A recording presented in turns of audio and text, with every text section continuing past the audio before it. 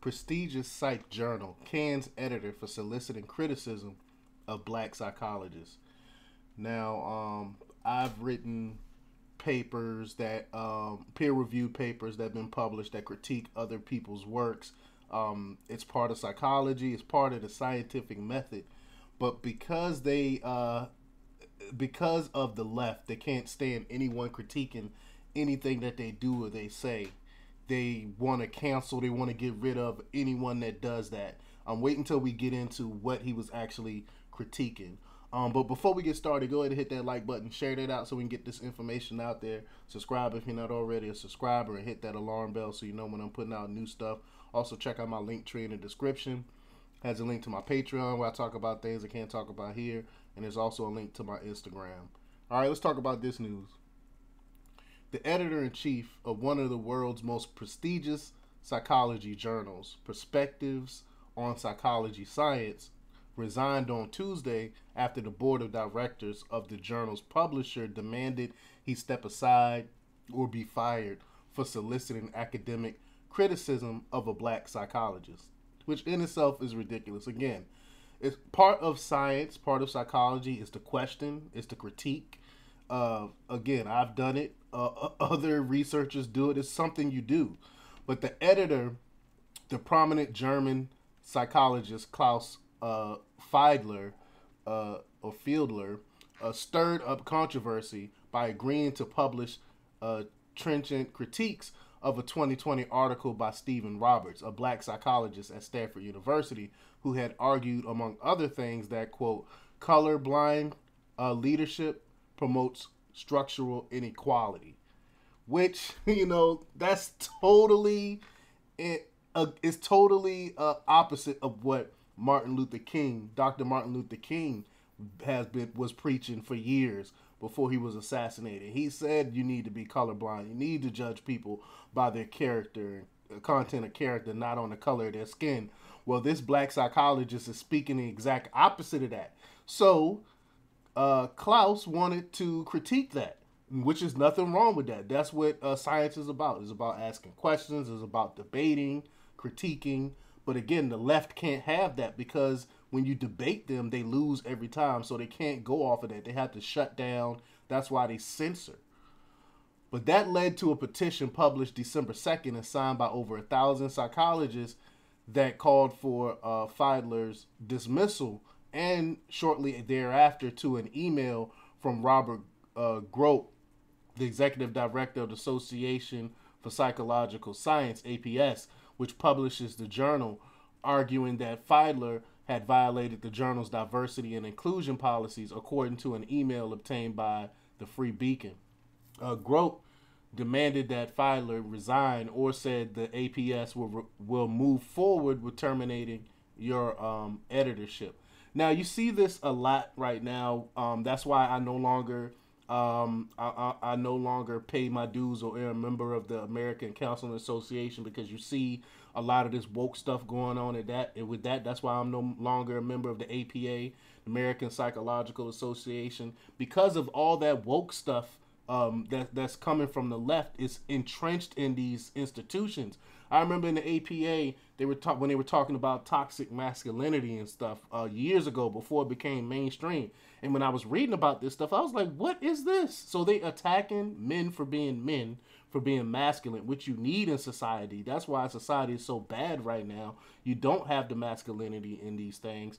And they attack those things. So when I saw that, that's when I was like, you know what? I'm going to stop giving my money to these institutions. What do I really need them for, to be paying all hundreds upon hundreds of dollars for dues and things like that when they don't align with anything that I believe?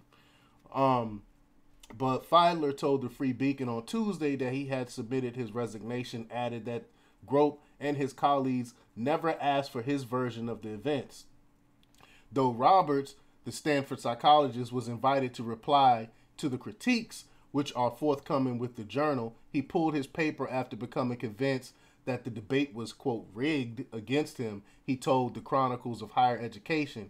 He then published the paper on a preprint service, Psych RX,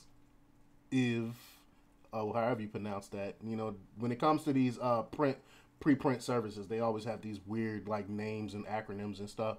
But he sent it to them on December 2nd, along with his email exchange with Fiedler, which he claimed provided evidence of his unfair treatment, and he implied of Fiedler's own racism. So now critiquing, trying to debate, question other people's works is now racism now. But Fiedler told the Free Beacon that Roberts' decision to publish private correspondence was unprofessional and unprecedented. Quote, I never saw something like that, he said. And that's true.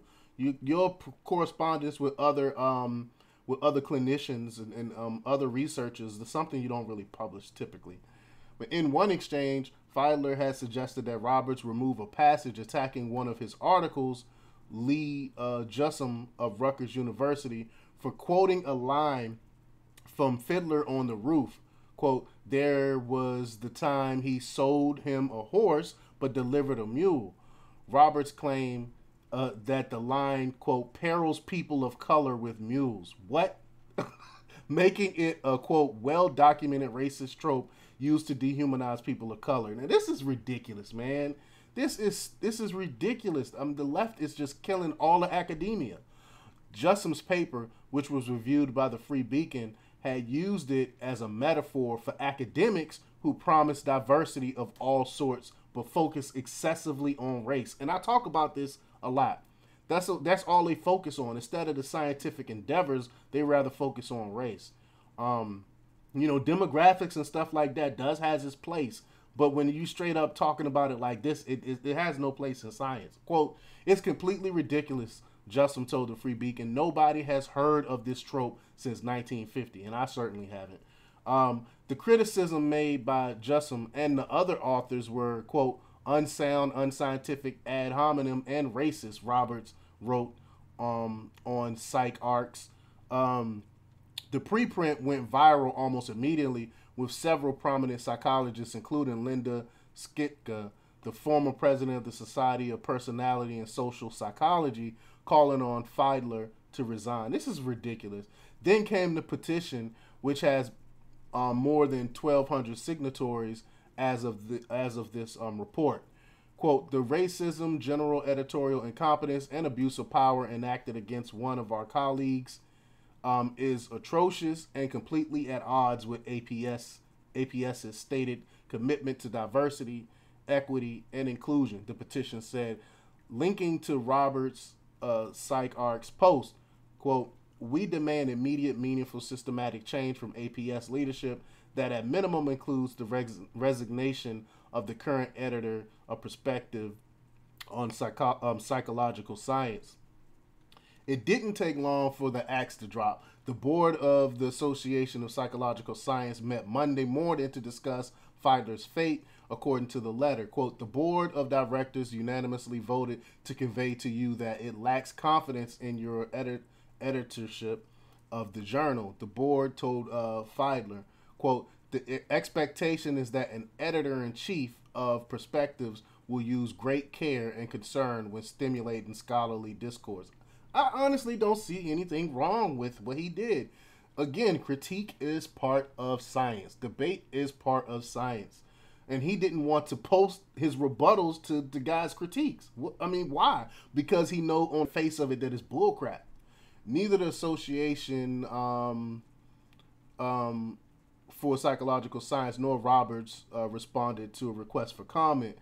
Fiedler is not the first editor of a scientific journal to lose his job for flouting progressive pieties. In 2019, Anne McCommon, an editor at Neurology, resigned after she published a piece that critics claim included racist tropes. And in 2021, Howard Bochner, the editor-in-chief at JAMA, was fired because he promoted a podcast in which another editor suggested that poverty, not racism, was the main obstacle facing Black America. In quote, in some ways, there is no news here, Jussum said. This is now normal in academia. And that's true. It's normal.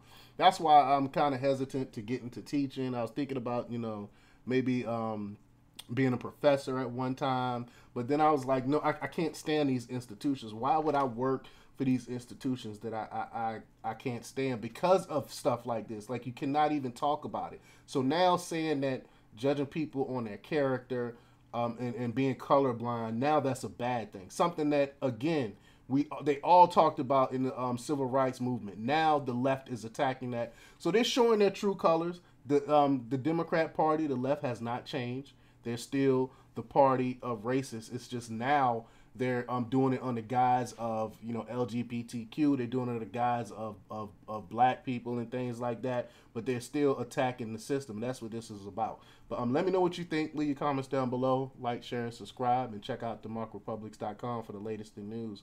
Until next time, peace.